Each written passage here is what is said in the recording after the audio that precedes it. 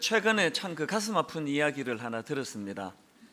어느 가정에 이 잘못된 시한부 종말론에 빠져서 그렇게 부부가 힘들어하는 그런 가정이 있었다는 겁니다.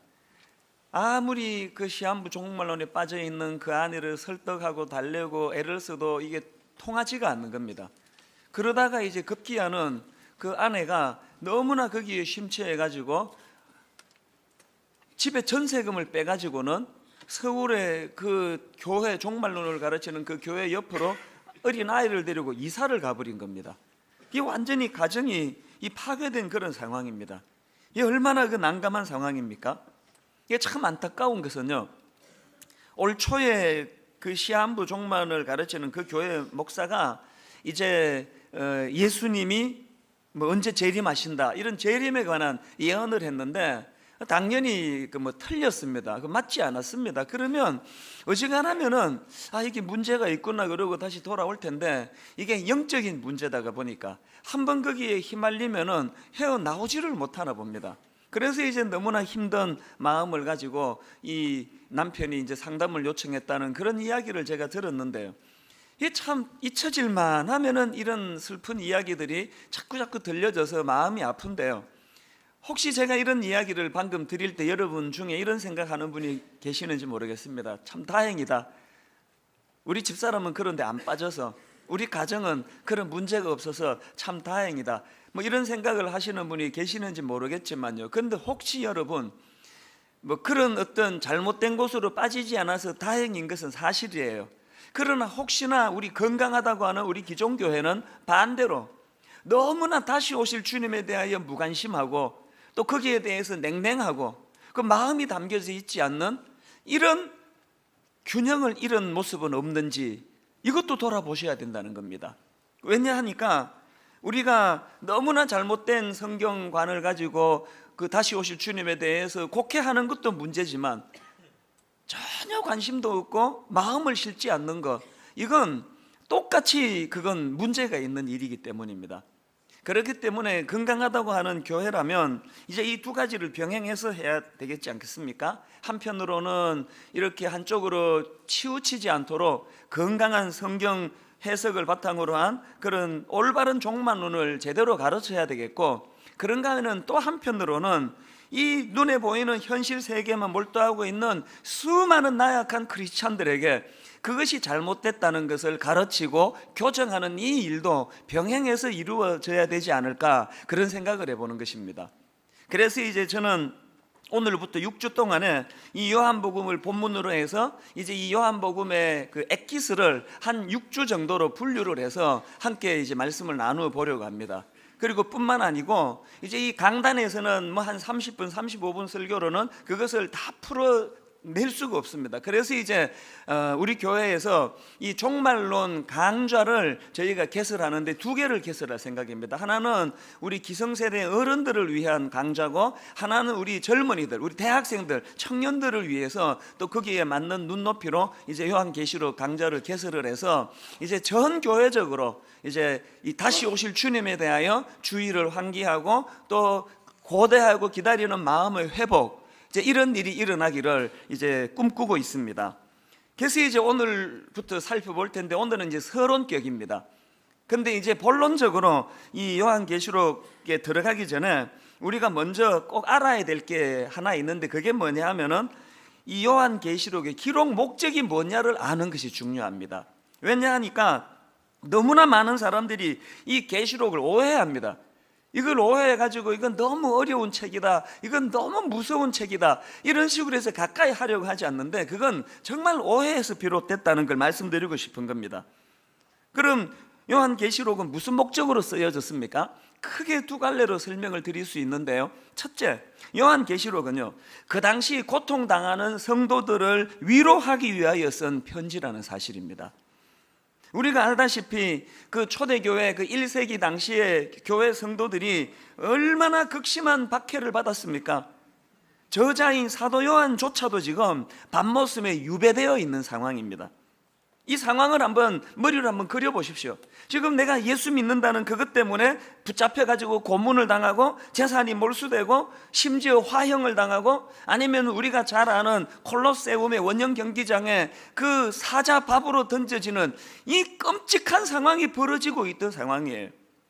그래서 저는 늘 그 초대교회를 생각하면 이거 신비다. 이 뭐가 신비입니까? 여러분 스스로 한번 이런 생각을 해보세요. 여러분 이런 상황이면 믿음을 지킬 수 있겠습니까? 여러분이 좀 더 정직해지는 일을 돕기 위해서 저부터 오픈하겠습니다. 아무리 생각해도 저 자신이 없습니다. 이런 식으로 박해를 당하는데 당해낼, 이 육신을 가진 인간치고 당해낼 사람이 누가 있겠냐고요. 그런데 놀랍게도 초대교회는 그것을 견뎌낸 이 상상을 초월합니다. 그래서 이 신비예요. 로마 당국이 그게 착오한 게 그거 아닙니까? 이런 식으로 이것들 잡아서 죽이고 사자밥으로 던지고 공포에 떨게 하면 누가 그러고도 예수 믿겠냐? 그랬는데 우리 결과를 다 알지 않습니까?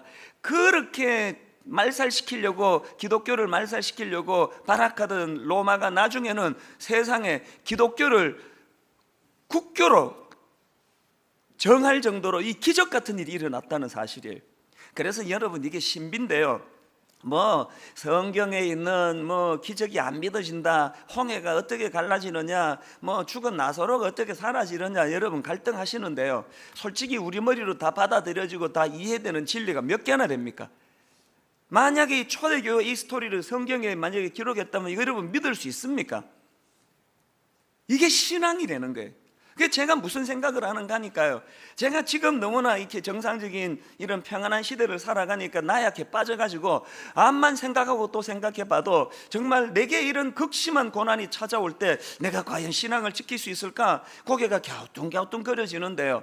그런데 생각해보니까요, 똑같은 육신을 가진 그 초대교회 성도들이었지만 그들이 그 박해의 직면에 있을 때 인간의 이성으로는, 인간의 과학으로는 설명할 수 없는 성령님이 주시는 어떤 놀라운 힘, 그것을 감당할 수 있는 능력을 공급해 주시지 않았을까, 그런 생각을 해보는 거예요.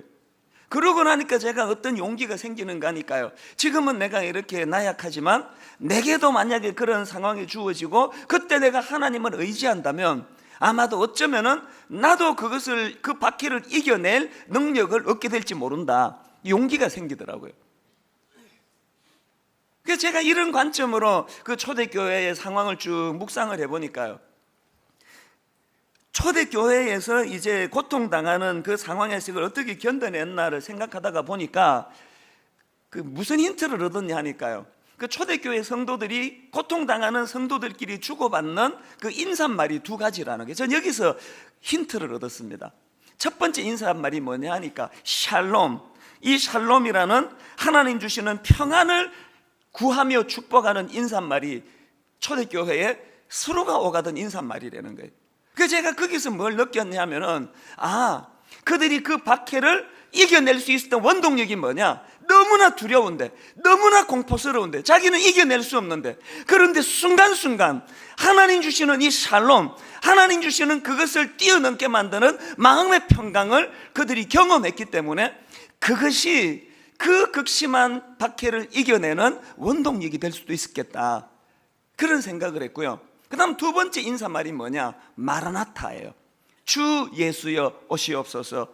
그 극심한 고통 속에서 서로가 서로를 격려하면서 그 로마 군인들의 그 눈초리를 피해가지고 격려해 주던 형제님 혹은 자매님, 얼마나 힘드십니까? 우리 같이 힘을 내서 오늘의 이 고난을 이겨내고 나면 장차 오실 주님을 만나 영광스러운 승리의 길로 우리가 들어가게 될 것입니다. 우리 같이 힘을 내십시다. 그게 그들을 견디게 만든 원동력일 수 있다는 거예요. 그리고 생각해 보니까요, 그렇게 박해가 심했던 초대교회 사람들이 불행한 세대가 아니고요, 오늘 우리가 불행한 세대예요. 아무런 고난도 없고 싸워야 될 그 무엇도 없고, 그러다 보니까 우리 스스로가 한없이 나약해졌고 또 서로에 대해서도 동지애적인 느낌이 없어요. 여러분 옆에 분을 보면은 동지애 같은 느낌이 듭니까? 라이벌 아닙니까? 이 인간이 차 갖고 와가지고 내가 주차를 못했지 않나? 응? 이 사람이 일찍 와가지고 내 본당에도 못 들어왔나? 오늘 우리가 이런 면에서는 참 우리는요, 슬픈 세대예요. 너무나 나약하고 서로가 서로에 대해서 그런 어떤 동지애적인 그 사랑의 감정을 느끼지 못하고 신앙생활하는 이 현실이요. 어쨌든 지금 이 샬롬, 하나님 주시는 평강을 전합니다. 마라나타, 주 예수의 오시옵소서, 그런 인사말을 가지고 서로가 서로를 격려하면서 서로가 서로를 세워주던 그 당시 분위기라고 한다면, 여러분 요한계시록도 그 연장선에서 봐야 된다는 겁니다. 지금 사도 요한이 밤모섬에 복음을 전하다 밤모섬에 유배가 되어 있는데, 소아시아 7교회를 통해서 들려지는 그 성도들의 극심한 고난의 소식을 들으니까 마음이 아픈 거예요. 그래서 이제 요한이 이 편지를 쓰는 거예요. 근데 여러분, 그 눈초리가, 지금 감시의 눈초리가 많은 그 상황에서 편지를 쓰면 어떻게 써야 됩니까? 요한계시록은 그래서요, 로마 사람들이 알아볼 수 없는 그 그리스도인만의 상징과 그리스도인만의 아는 구약의 언어를 가지고, 이게 중요하죠. 그들만의 상징적인 언어를 가지고, 우리가 비록 지금 이 땅에서는 고난당하고 있지만 그러나 장차 우리는 저 박해하는 로마를 뛰어넘어 영적으로 승리하게 될 것입니다. 이 격려의 메시지를 전한 게 이게 요한계시록이라는 거예요. 자, 그러면 우리가 상식적으로 이렇게 격려해 주려고 쓰는 편지를 막 그냥 우리가 생각하던 막 무서운 톤으로 협박하듯이 그렇게 쓰겠습니까? 상식적으로. 그리고 또 막 그냥 막 이게 뭐 어려워가지고 이게 뭔 소리도 모르도록 그렇게 썼겠냐고요. 이게 우둔해진 우리의 이 닫혀진 영안, 그리고 이 하늘이 신령한 그 비밀을 읽을 수 없는 우리의 무지함 때문 아닐까요? 제가 어느 글에 보니까요, 그 IBP라고 하는 그 출판사에서 나온 요한계시록 성경공부 교재에 보니까 이런 글을 제가 발견을 했는데 들어보세요. 나름의 선입견을 가지고 접근하는 어른보다는 어린이들이 요한계시록을 더 잘 이해할지도 모르겠다. 만일 어떤 어린이가 이 책을 이야기로 듣고서, 그 다음 잘 들어보세요. 어린 양이 무시무시한 짐승을 물리쳐 이겨서 정말 기뻐요, 이런 결론을 내린다면 그 아이는 책에 쓰인 것을 진정으로 듣고 마음에 새기는 것이리라. 야, 이거만큼 계시록을 잘 그렇게 계시록 이해에 대해서 잘 설명한 게 있을까 싶습니다. 그래서 우리는 사실요, 너무나 쉬운 진리의 말씀을 스스로가 막 비비꼬고 그래가지고 막 어려워지도록 만드는 그런 우를 범하는 것 같아요. 설교가 좀 그런 경향이 있지 않습니까? 너무나 쉬운 진리의 말씀, 주님께서는 진리를 저 공중에 나는 새를 봐라, 이 조그마한 백합을 봐라, 이러면서 진리를 설교하는데, 저 같은 목사는 이걸 막 비비꼬아가지고 무슨 슈바이츠가 어쩌고 뭐 바빙크가 어쩌고 막 그러면서 헷갈리게 만드는 재주를 가진 게 저희 같은 목사들이지 않을까, 그런 생각을 하는데요. 저는 여러분들이 요한계시록에 대해서 이것이 어떻게 쓰여진 책인가를 잘 이해한다면 이것이 우리를 위로하기 위해 쓰여진 책이라는 인식을 가지고 너무나 위로받으려고 계시록을 펼쳐드는 그런 여러분 되시기를 바랍니다. 그런가 하면 두 번째로 요한계시록의 저술 목적이 뭐냐? 그것은요, 현재의 삶을 잘 돕기 위해서 쓴 편지라는 것을 잊지 말아야 합니다. 많은 경우에 이 요한계시록이나 예수님의 재림에 대하여 강조할 때 그걸 현실 도피용으로 잘못 사용하는 경우가 많은데 그건 옳지가 않습니다. 제가 이제 그 90년도에 미국 이민 생활을 정리하고 한국으로 들어와 보니까 바로 그때 그 다미 선교회라고 기억하시죠? 세상에 그냥 온 한반도를 발칵 뒤집어 놓는 그런 단체가 있더라고요. 그들이 주장하기를 1992년 10월 28일 자정에 휴거가 있을 것이다. 그래가지고 뭐 그때 막 뉴스에도 나오고 그랬는데요. 제가 지금 가만히 그때를 생각해 보니까 이 다미 선교회의 미혹에 어떤 부류들이 주로 잘 넘어갔느냐, 여러 부류가 있는데 그 중에 하나가 고3 수험생입니다. 그래서 여러분 그때 자료를 보면은요, 여기저기서 그 철없는 고3 수험생들이 입시 준비하는 거 때리치우고 그 다미선교회를 따라가지고 산으로 들어갔던 그런 이야기를 제가 들었거든요. 그러고 생각해 보니까 저도 그런 고3 때 그런 현실 도피하는 마음이 많았던 기억이 나요. 그래서 이제 그 친구들하고 고3 때 여러 번 농담삼아 이런 이야기를 했던 기억이 나요. 김일성은 뭐하지? 안 쳐 내려오고? 이 농담으로 처음에는 막 그런 이야기 했는데요, 나중에 막 공부도 안 되고 막 그냥 답답하고 그러니까 막 마음에서 어떨 때는 진심으로 그분이 오시면 좋겠다. 이게 다 현실 도피 아닙니까? 제가 이런 각도로 보니까요, 이 마귀가 오늘 이 악한 그 잘못된 일부 지도자들을 통해 가지고 이런 현실을 어렵게 사는 사람들이 현실 도피하는 쪽으로 그렇게 몰고 가기 위하여 사단이 공격하고 있는 게 바로 이 잘못된 종말론의 문제들이지 않을까, 그런 생각을 제가 해보았는데, 여러분, 요한계시록은요 이런 식의 현실 도피를 가르치기 위해서 만든 책이 아닙니다. 정반대의 목적을 갖고 있는 책이 요한계시록입니다. 요한계시록은 장차 오실 예수 그리스도에 대한 소망을 심어주므로 어려운 삶을 사는 성도들에게 시제적으로 현재를 잘 살아낼 수 있도록 도우려고 주는 책이 요한계시록입니다. 우리가 알다시피 구약에 있는 선지자들이 그 미래에 일어날 심판에 대해서 얼마나 무서운 의조로 경고를 합니까?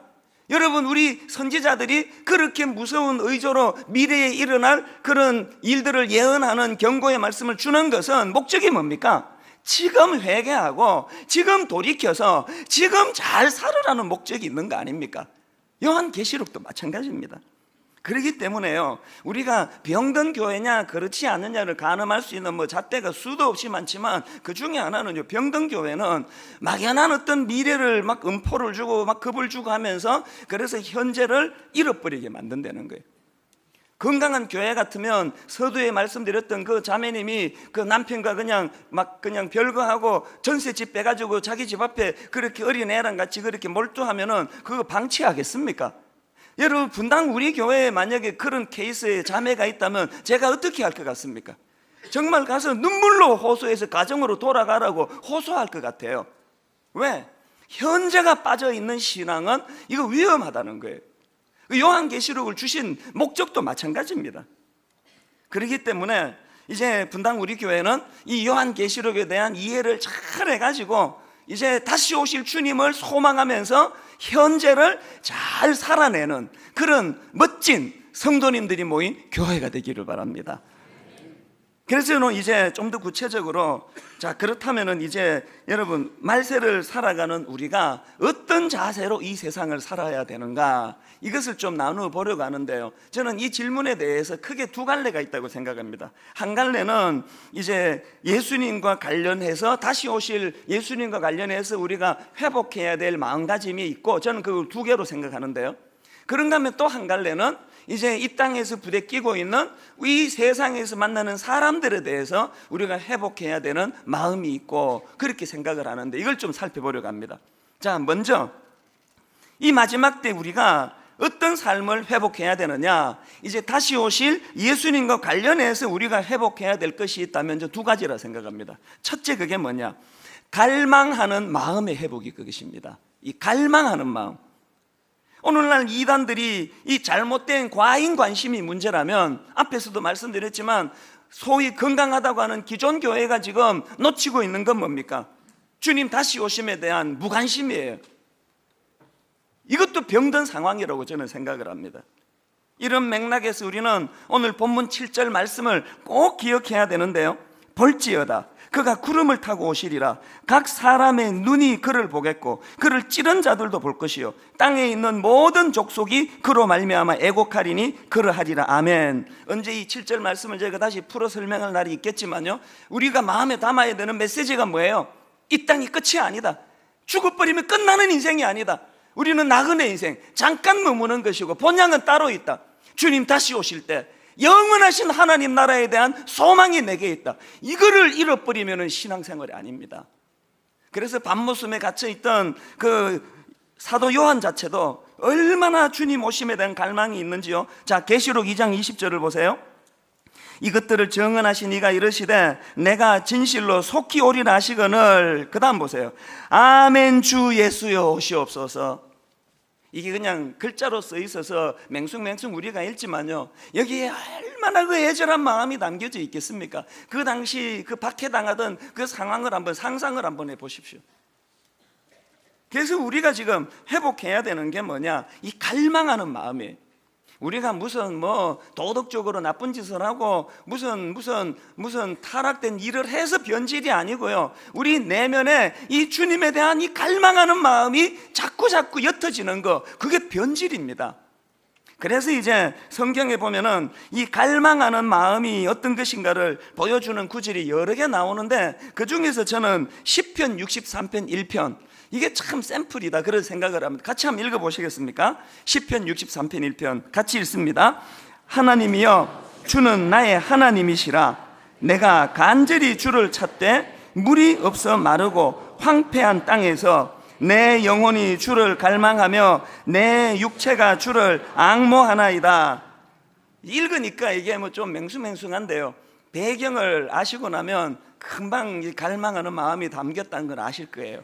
이 시편 63편의 배경은 지금요, 다윗이 참담한 상황입니다. 아들 압살롬이 쿠데타를 일으켰어요. 한번 생각을 해보세요. 아니, 믿었던 자기 신하가 쿠데타를 일으켜도 이게 수치고 부끄러운 일인데, 아들이 쿠데타를 일으켜가지고 지금 예루살렘을 떠나서 유다 광야로 피신해 와 있습니다. 이 절망적인 상황 아닙니까? 그 절망적인 상황에서 다윗이 그 참담한 자기 심정을 표현하기를 물이 없어 마르고 황폐한 땅이라는 표현을 쓰는데요. 그런데 여러분, 다윗의 위대함이 뭔지 아십니까? 그렇게 인생의 궤도를 벗어나고 실패의 자리로, 참담한 자리로 빠졌을 때 다윗이 즉시 구했던 게 뭡니까? 하나님을 갈망하는 거예요. 내 영혼이 주를 갈망하며 내 육체가 주를 앙모하나이다. 뭘 의미할까요? 여러분, 우리가 살아가다가 보면은 실패합니다. 인생의 궤도를 벗어날 때가 있습니다. 그렇게 자신 있게 출발한 가정이지만 가정이 흔들흔들 위기를 만날 수 있습니다. 그렇게 자신하고 시작한 사업이지만 궤도를 벗어나 실패의 자리에 빠질 수 있습니다. 그렇게 이쁜 자식들이 옆길로 새나갈 일이 일어납니다. 그렇게 믿었던 내 육체 건강을 잃어버리고 암을 만날 때가 있습니다. 이렇게 살아가다가 보면은 인생의 궤도를 벗어날 때가 반드시 오는데, 그런 일이 오면은 어떻게 해야 된다고요? 그때야말로 여호와 하나님을 앙망할 때라는 거예요. 하나님을 갈망해야 될 때라는 거예요. 다윗이 지금 그것을 노래하는 거예요. 오늘 우리에게서 이 태평성대를 살아가면서 겉으로 보기에 잃어버리는 것은 이 하나님을 향한 갈망하는 마음이에요. 그래서 필립 얀시가 이런 말을 했습니다. 우리가 하나님께 올리는 기도 속에서 그분이 가장 중요하게 여기시는 것은 그분을 알고자 하는 우리의 열망이다. 토마스 머튼도 열망과 관해서 이런 기도문을 올리는 것을 봤습니다. 나의 주 하나님이여, 나는 지금 어디로 가는지 모릅니다. 내 앞에 놓인 길도 보지 못합니다. 그 길이 어디에서 끝날지 확실하게 알 수도 없습니다. 나 자신이 누구인지도 모르고 내가 지금 하는 일이 당신의 뜻에 따르는 것을 의미한다고 생각지 않습니다.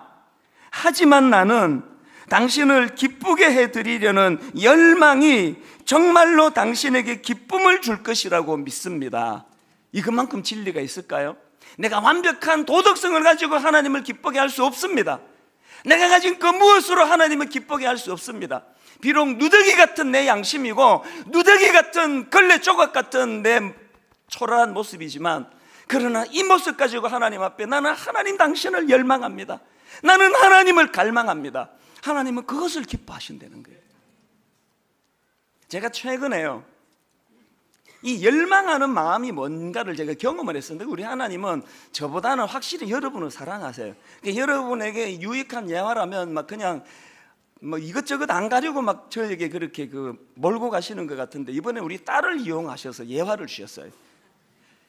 이제 고3 올라가는 딸아이가 이제 있는데 얼마나 초조하겠습니까? 그래서 이제 이 녀석이 이제 그 독서실에 가가지고 이제 공부하고는 이제 밤에 이렇게 오다가 지대로 이제 스트레스가 쌓이니까 뜬금없이 놀이터를 갔습니다. 이렇게 그 덩치 큰 아이가 놀이터에 가가지고는 그 이제 컴컴하니까 뭐 어디로 올라갔는지 몰라요. 그렇게 올라가다가 으악 하고 부딪혔는데, 이게 무슨 장애물인지 뭔지 정면으로 요 콧대를 딱 맞은 거예요.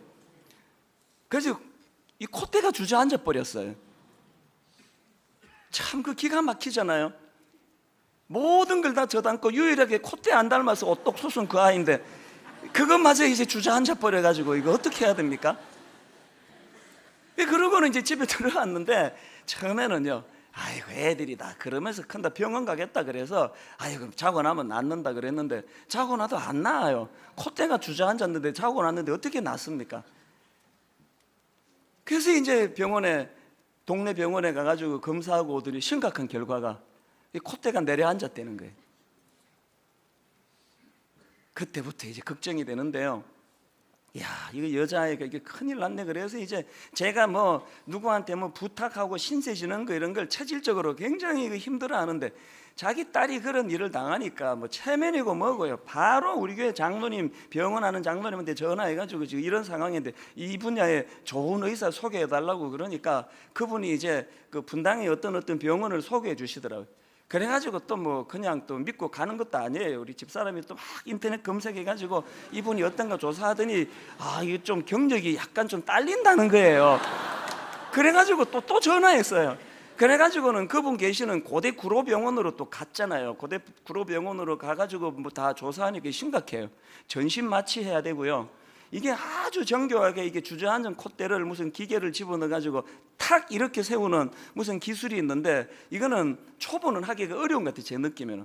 그래서 이제 거기다가 입원시켜 놓고는 저는 뭐 교회에 일이 계속 이제 약속이 잡혀 있으니까 어떡합니까? 그래서 이제 장모님 저희 집에 오셔서 며칠 지내시고 집사람은 거기 가서 짐 싸가지고 가고 지내는데요. 여러분 마음이요, 여기서 회의하는데도 아, 지금 2시나? 수술 시작했나? 의사가 준비하고 있나? 수술이 끝났겠나? 잘해야 될 텐데. 세상에 온통 마음이 거기에 가 있는 거예요. 그 제가 하나님께 좀 회개를 했습니다. 사실 제가 솔직히 뭐 병원에 누가 신방 와달라 그럴 때 귀찮아서 안 간다 그렇게 거절한 적은 사실은 없습니다. 그러나 어떨 때는 뭐 건성건성 간 적도 있고요.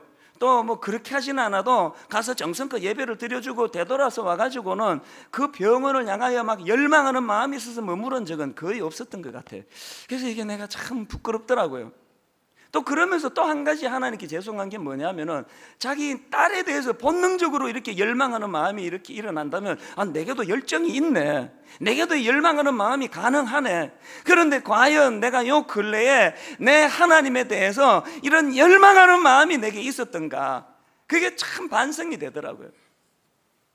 그래서 하나님이 정말 기적 같은 은혜로 이제 이렇게 탁 잘 이렇게 세워가지고 이 멀쩡해졌어요. 제가 이게 이 애를 들까 말까 하게 또 우리 애 또 혼사길 막히는 거 아닌가 걱정을 했는데 이제 원래로 돌아왔기 때문에 이렇게 말씀을 드릴 수 있는 거예요. 하나님이 우리에게 원하는 건 바로 그 열망하는 그 마음이에요. 제가 비록 바빠가지고 병원에는 한 번도 못 가본다 할지라도 온통 내 마음이 거기에 쏠려 있는 마음의 상태, 이게 열망하는 마음이라면 우리가 우리 구원자 되시는 하나님에 대하여 그 마음의 회복이 필요하다는 것입니다. 그래서 더치 쉬즈 목사님의 말을 우리 꼭 기억해야 됩니다. 젊은이들을 기도하도록 만들어주는 프로그램은 이 세상 어디에도 없습니다. 하나님에 대한 열정의 회복만이 역사를 바꾸는 기도, 왕의 기도를 가능하게 만듭니다. 제발 하나님을 진짜로 만나보십시오. 누가 시키지 않아도 하나님과 이야기를 나누고 싶어질 겁니다. 이것이 진정한 기도입니다. 그분은 인격적으로 만나지 않고 기도하는 것은 아무 쓸모없는 종교 행위에 불과합니다. 우리 스스로가 헛된 자부심에 빠져 있는 거 아닙니까? 나는 그런 잘못된 종말론에 빠지지 않는다. 그것을 우리가 자부심을 갖고 있지만 하나님 보시기에는 네가 더 나빠. 다시 오실 주님에 대하여 그렇게 무관심하고 그렇게 냉대하는 마음을 갖고 있는 너는 더 나쁜 줄 알아라고 하나님 경고하시지 않을까요?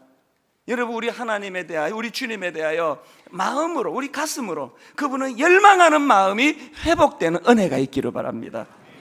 그런가 하면은 우리가 주님과 관련해서 회복해야 될 감정이 하나 더 있는데요, 그것은 경외심의 회복입니다. 요한계시록 1장에 보면은 사도 요한이 이제 밤모습에 갇혀 있는 동안에 어느 날 환상 중에 주님이 나타나셨습니다. 그랬더니 세상에 요한이요 어떤 반응을 보이는지 아십니까? 17절을 한번 보세요. 내가 볼 때에 그의 발 앞에 엎드려져 죽은 자 같이 되매. 여러분, 이 사도 요한하고 예수님은 어떤 관계입니까? 3년을 동고동락했습니다. 그리고 자기가 쓴 요한복음에 보면은요,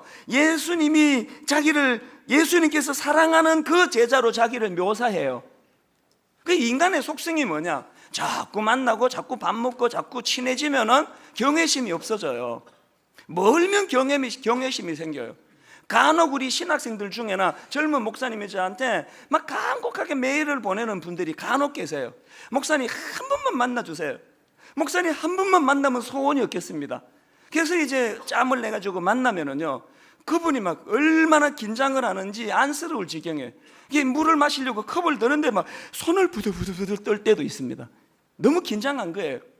근데 여러분, 우리 교회에 4년차 5년차 되는 우리 부교역자들이 내 만나가지고 손 부들부들 떠는 거 나 본 적이 없어요.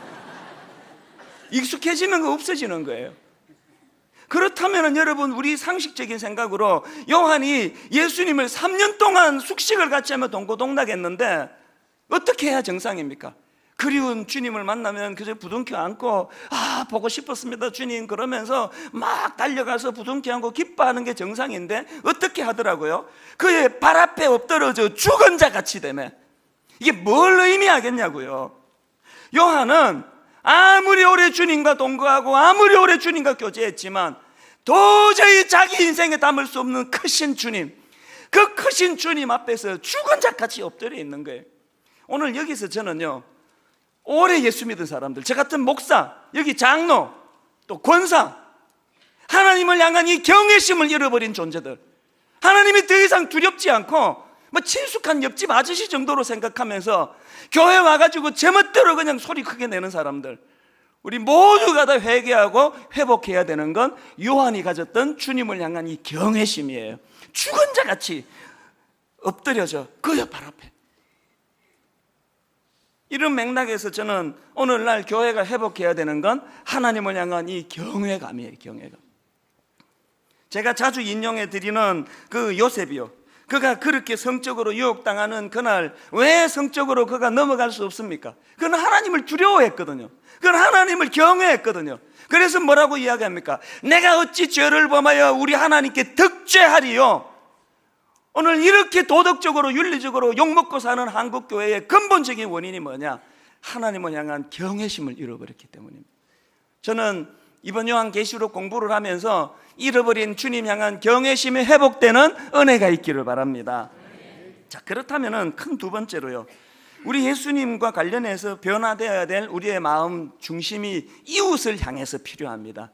그 이웃을 향해서는 무슨 마음이 회복돼야 되느냐? 사랑의 마음이 회복돼야 돼요. 섬김의 마음이 회복돼야 돼요. 그리고 한 가지 더, 긍휼함을 회복해야 합니다. 지금 요한계시록을 기록한 요한 자신도 밤모섬에 유배되어 있으면서 자기도 힘든데 전해져 오는 그 성도들의 고통당하는 소식을 보면서 마음이 아픈 상태, 이게 주님을 기다리는 사람의 자세여야 되지 않을까요? 근데 여러분, 저는요, 참 그 종말론을 주장하는 분들 중에는 건전한 분도 많지만 간혹 동의가 안 되는 분들이 계세요. 자기는 그렇게 단장한 신부라고, 자기는 그렇게 깨어있다고, 한국교회가 잠잔다고 비판하고 비난하는데 어떻게 그렇게 깨어있는 신부가 사랑이 그렇게 없느냐고요. 한 번은 제가요, 무슨 단장한 신부들의 모임 이런 식으로 사이트를 만들어 놓고 다시 오실 주님을, 재림 주님을 기다리는 사람들이 운영하는 사이트에 갔다가 내 충격을 받았습니다. 그 어간에 어떤 목사님이 요한계시록 가지고 설교했는데 보니까 자기들 해석하고 틀리게 했나 봐요. 세상에 거기에 저주를 퍼붓고 독서를 퍼붓고 그걸 보고 내 충격을 받았어요. 아니, 단장한 신부처럼 주님을 맞이한다는 사람이 자기랑 의견이 다르다고, 생각이 다르다고 그런 저주를 퍼붓는 게 이게 옳은 일입니까? 이렇게 사나워진 게 옳은 종말론입니까? 하나님은요, 너무 광대하셔서 내가 그분을 다 담지를 못해요. 다 담는 순간 그분은 가짜 하나님이에요. 안 남겨요. 그래서 뭐 옛날 말로 그 장님이 코끼리 다리 만지기라는 그게 똑같은 일이에요.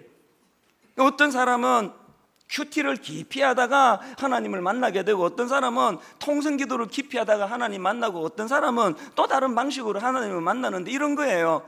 어느 시각장애인은 코끼리 다리를 만지고 코끼리는 기둥이구나, 기둥 같은 거구나 그렇게 이해를 하고, 어떤 시각장애인은 꼬리를 만지고 이거 채찍 같은 게 코끼리구나, 또 어떤 시각장애인은 배를 더듬으면서 침대처럼 쿠션이 좋은 게 이게 코끼리구나. 다 달라요. 근데 여러분, 그게 다 틀린 게 아니고 다 맞아요. 똑같은 이치로 우리 하나님에 대해서 어떤 사람은 이렇게 이해하고 어떤 사람은 저렇게 해요. 그래서 거기에 십자가가 빠지고 예수 그리스도가 빠져 있다면 문제는 다르지만 진리 안에서 각각의 다른 하나님으로 만난 형태를 인정해 줘야 돼요. 그렇지 않습니까? 기둥으로 만난 그 시각장애인이 꼬리 잡고서 그 채찍이라고 말하는 그 시각장애인을 비난해서 됩니까? 오늘 이 싸움 아닙니까? 우리가 회복해야 되는 것은요, 너무 냉랭해가고 냉정하고 나랑 조금만 다르면은 비난하고 저주하고 잘라버리는 이 무시무시한 우리의 태도가 교정이 돼야 돼요. 요한계시록이 언제 쓰여졌습니까? 여러분, 사도 요한이 요한계시록 쓰기 전에 뭘 먼저 썼습니까? 요한 1서, 요한 2서, 요한 3서가 먼저 나와 있지 않습니까? 뭘 의미할까요? 여러분, 요한 1서, 2서, 3서의 주제가 뭡니까? 진리와 사랑이에요. 진리를 말하되 사랑의 마음에 담아서 해야 되는 것, 사랑이 없는 진리는 거짓이라는 것, 이것이 먼저 나와요. 그래서 여러분, 요한 1서, 2서, 3서에 사랑의 징검다리를 딛고 건너는 게 요한계시록인 줄 믿으시기를 바랍니다. 우리가 마지막 때 회복해야 되는 것은 사랑의 회복이에요. 그래서 우리는 이웃을 섬겨야 돼요. 나누어야 돼요. 파송해야 돼요. 약한 교회를 도와야 돼요. 그거 하다가 주님 부르시면 가는 존재예요. 그래서 제가 최근에요, 우리 교회 방송팀에서 그 경조부가 얼마나 고맙습니까? 지금 경조부 팀의 분들은요, 누군지도 모르는데 그냥 위로하러 가요. 그래서 이제 방송실에서 그 경조팀을 가지고 영상을 만들어서 저한테 보여주는데 제가 너무 감동을 받았어요. 그 중에 어떤 권사님 인터뷰를 보면서 제가 정말 전율이 느껴지더라고요. 이분만큼 종말을 살아야 되는 삶의 자세를 정확하게 아는 분이 안 계시다. 그래서 제가 부탁해서 영상을 좀 보여드리려고 합니다. 우리 같이 보시면서 무슨 메시지를 제가 전하고 싶은지를 한번 점검해 보시기를 바랍니다. 같이 보시겠습니다.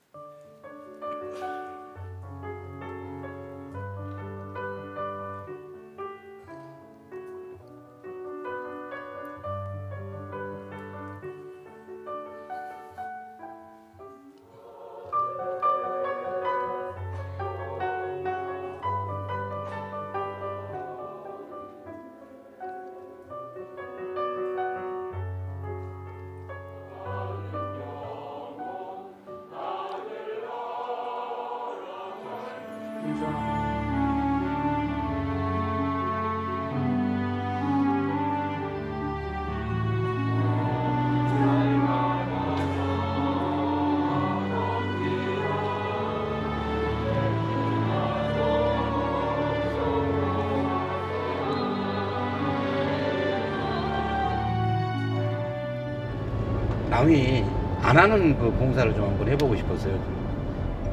가장 힘들고 어려울 때 그때 도와주는 손길이 많이 필요한 것 같아서요. 힘든 점은 아침에 너무 일찍 나온다는 거. 그래서 이제 제가 나올 때 준비한다고 식구들 다 깨우는 거. 참 힘들어요. 그런데 가만히 생각하면 어두운 밤이 우리 앞에 쉬이 다가오는데 할 수 없는 날이 내 눈앞에 금방 다가올 것 같아서 조금이라도 건강하고 힘 있을 때 하루라도 더 참석하자.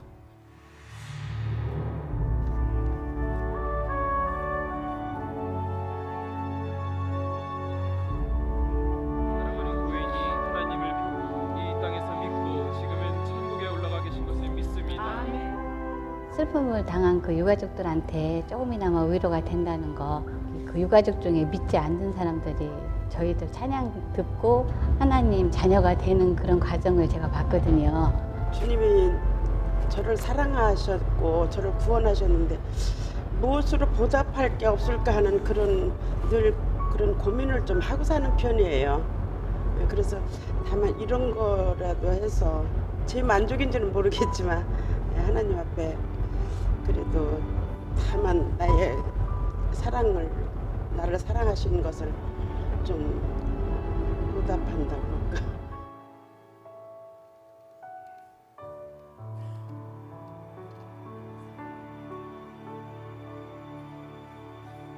방금 제가 말씀드렸지만 아까 화면으로 보신 저기 위로하러 오신 분들 태반이요, 지금 슬픔을 당한 그 가족이 누군지 모르시는 분들이에요.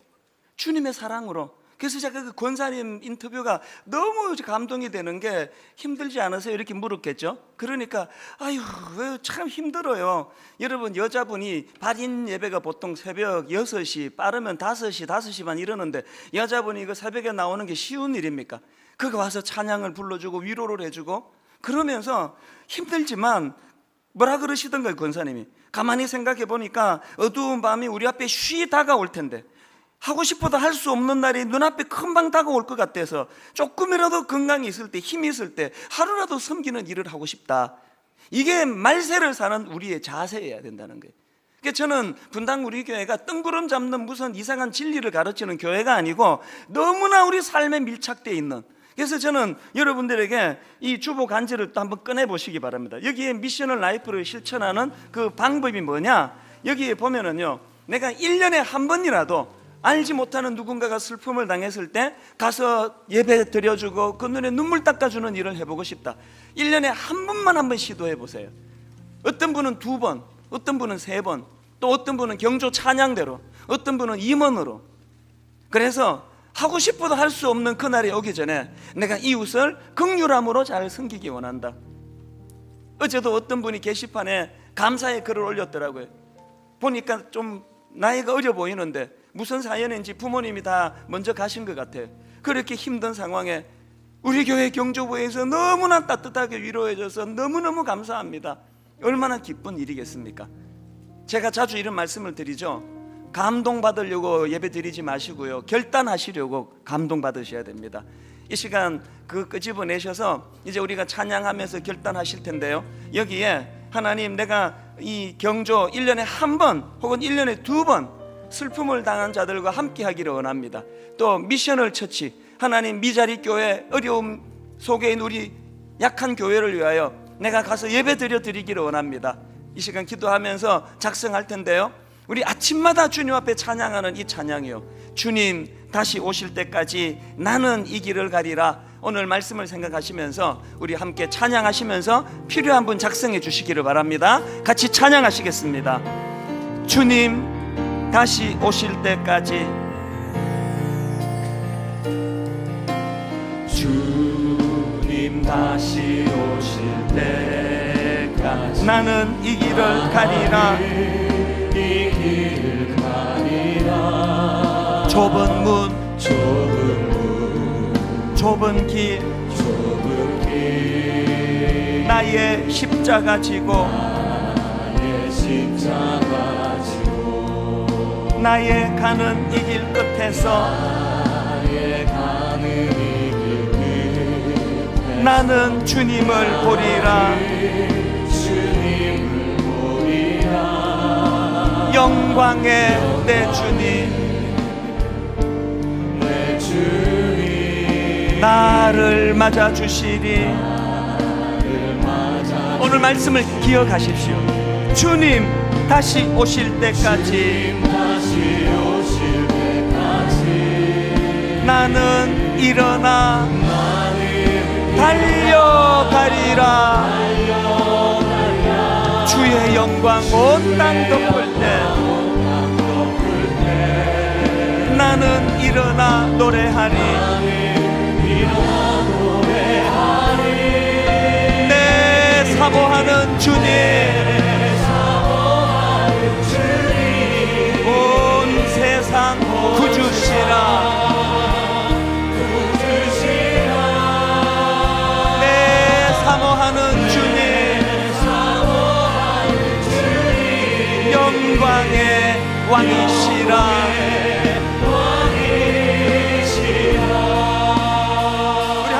결단하는 마음으로 이 시간 우리 다 일어나셔서 이제 이거 작성하신 분은 오른쪽으로 전해주시면 우리 안내하시는 분들이 그것을 다 거두어서 전해드릴 것 같습니다. 이제 우리 후렴부터 다시 한번 찬양할 때 매 예배 때마다 다시 오실 주님에 대한 갈망하는 마음 회복시켜 주시기 원합니다. 사모하는 마음으로 그렇게 고백하며 찬양하기 원합니다. 주님 다시 오실 때까지, 주님 다시 오실 때까지 나는 일어나 달려가리라. 주의 영광 온 땅 덮을 때 나는 일어나 노래하리. 내 사모하는 주님, 온 세상 구주시라. 내 사모하는 주님, 영광의 왕이시라. 기도하실 분 기도하시고 다시 한번 찬양하실 분, 주님 다시 오실 때까지, 다시 오실 주님을 갈망하기 원합니다. 나는 일어나 달려가리라. 주의 영광 온 땅 덮을 때 나는 일어나 노래하니.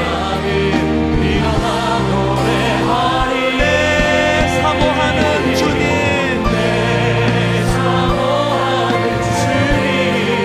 온 세상 구주시라.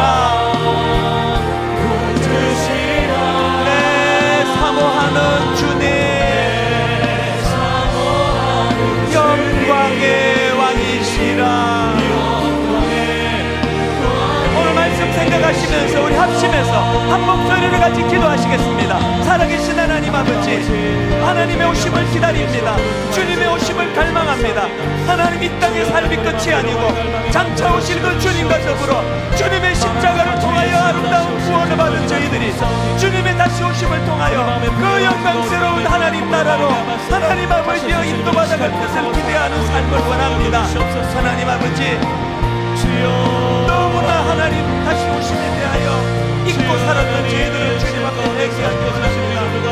하나님 아버지, 우리 삶의 위기 가운데 어려움이 있을 때 그 주님을 기대하고 갈망하며 그 주님을 바라보며 그렇게 나아갈 수 있도록 주님이 인도하여 주시며 이 땅에 살아계신 하나님 아버지, 하나님을 의지합니다. 하나님을 닮은 섬김의 하나님을 은혜 내려 주시기 원합니다. 주님의 십자가 마음에 담고 주님을 의지하며 그렇게 한 걸음 한 걸음 발걸음을 떼며 나아가기를 원하오니 주여 주시옵소서. 주님 갈망합니다. 사모합니다. 주님 은혜 내려 주시옵소서. 삶을 잡아주시기 원합니다. 주님 다시 오실 때까지 주님 오시기를 예비하여 주시고 다시 하나님 아버지, 오늘 주신 말씀 마음밭에 잘 새겨져서 그저 이 땅의 삶을 잘 먹고 잘 사는 것이 우리의 목표가 아니고 주님으로 말미암아 이제 영원한 하나님 나라 그곳을 기대하고 소망하며 그 주님의 다시 오심을 갈망하는 그 믿음이 오늘 현실의 어려움을 이겨내는 능력이 된다는 것을 우리가 경험하고 또 눈으로 바라보며 기대하며 그렇게 사는 신앙생활 되게 하여 주시옵소서.